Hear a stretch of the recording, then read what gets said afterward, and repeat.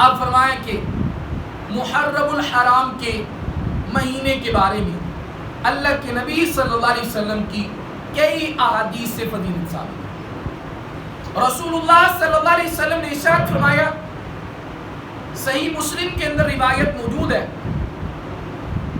کہ رمضان المبارک کے روزوں کے بعد سب سے افضل روزے وہ ماہ محرم الحرام کے روزے، رمضان المبارک کے روزوں کے بعد سب سے افضل روزے کس کے ہیں؟ وہ محرم الحرام کے۔ اب محدثین کرام نے اس حدیث کی شرح کے اندر لکھا کہ اس میں کوئی ایک دن یا 10 دن کی قید نہیں ہے، بلکہ پورے مہینے فرمایا کہ پورے مہینے میں سے جب آپ کا جی چاہے تو آپ اللہ کی رضا کے لیے کیا رکھ سکتے ہیں؟ روزہ رکھ سکتے ہیں۔ اسی طرح ایک اور حدیث مبارکہ ہے، یہ بھی صحیح مسلم کے اندر ہی موجود ہے، فرمایا کہ رسول اللہ صلی اللہ علیہ وسلم نے ارشاد فرمایا کہ جو شخص یوم عاشورہ 10 محرم الحرام کو کہتا ہے، فرمایا جو شخص 10 محرم الحرام کا روزہ رکھتا ہے، اللہ رب العزت سے مجھے اس بات کی قطعی امید ہے کہ اللہ تبارک و تعالی اس روزہ دار کے پچھلے 1 سال کے گناہوں کو معاف فرما دے۔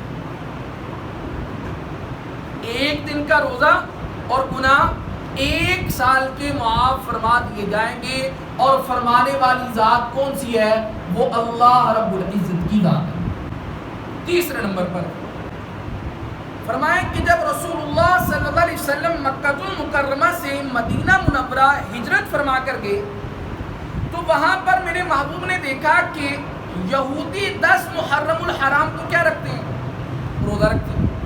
آپ صلی اللہ علیہ وسلم نے پوچھا کہ یار یہ یہودی 10 محرم الحرام کو کیوں روزہ رکھتے ہیں؟ بتایا گیا کہ یا رسول اللہ صلی اللہ علیہ وسلم یہودی 10 محرم الحرام کو اس لیے روزہ رکھتے ہیں کیونکہ 10 محرم الحرام کو اللہ رب العزت نے حضرت موسیٰ علیہ السلام کو فرعون سے نجات دلوائی تھی، اس کی خوشی کے اندر 10 محرم الحرام کو روزہ رکھتے ہیں۔ اللہ کے نبی صلی اللہ علیہ وسلم نے ارشاد فرمایا کہ یار موسیٰ تو ہمارے بھائی ہیں، موسیٰ کو جس دن نجات ملی ہمارا حق زیادہ بنتا ہے ان سے کہ ہم اس دن جو ہے وہ شکرانے کے طور پر کیا کریں؟ روزہ رکھیں۔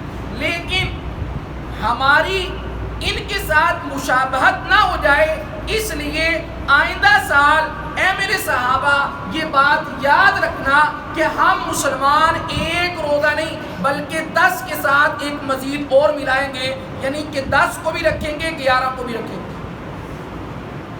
10 کو بھی رکھیں گے اور 11 کو بھی رکھیں گے۔ اب اس حدیث مبارکہ کی روح سے علماء نے یہ لکھا ہے کہ بھئی بہتر طریقہ یہی ہے کہ آپ ایک کی بجائے کتنے روزے رکھیں گے؟ 2 روزے رکھیں، 10 کو بھی رکھیں اور ساتھ میں 11 کو رکھ لیں، یا 9 کو رکھ لیں یا 11 کو رکھ لیں۔ لیکن یہاں پر ایک مسئلہ مزید سمجھ لیجیے کہ کیا 10 محرم الحرام کا اگر کوئی بندہ صرف 10 کا روزہ رکھتے ہے کیا اس کو ثواب نہیں ملے گا؟ ملے گا۔ بھئی کیوں نہیں ملے گا؟ مثال کے طور پر کوئی آدمی ایسا تھا، اس نے ارادہ کیا، نیت کی کہ میں انشاءاللہ 10 کا روزہ رکھتا ہوں، کل جو ہے وہ 11 کا بھی رکھوں، اگلے دن جو ہے وہ اس کی طبیعت نے اس کا ساتھ نہ دیا، اس کو کسی جگہ سفر پر جانا پڑ گیا، اس کے گھر کے اندر کوئی ایسا جو ہے وہ کام اس کو لاحق آ گیا کہ جس کی وجہ سے وہ روزہ نہیں رکھ سکتا، تو نہ رکھے بھائی۔ یہ جو روزہ ہے یہ کوئی فرض واجب نہیں ہے، یہ کیا ہے؟ مستحب عمل ہے، اگر رکھ لیا جائے تو اس پر بہت بڑا اجر ہے، جیسے میرے اور آپ کے محبوب پیغمبر نے ارشاد فرمایا کہ پچھلے 1 سال کے اس کے گناہوں کو کیا کر دیا جائے گا؟ معاف فرما دیا جائے گا۔ لیکن اگر کوئی 10 کا ہی رکھتا ہے اور 11 کا یا 9 کا نہیں رکھ پاتا، تب بھی انشاءاللہ عز و جل اسے جو ہے وہ پورا کا پورا کیا ملے گا؟ ثواب ملے گا۔ بس ایک بات کا خیال رکھا جائے کہ جان بوجھ کر ایسا عمل نہ کیا جائے، کوشش کی جائے کہ بھئی 10 کے ساتھ ایک کیا کر لیا جائے؟ ملا لیا جائے، 11 کا ملا لیا جائے یا پھر 9 کا ملا لیا جائے۔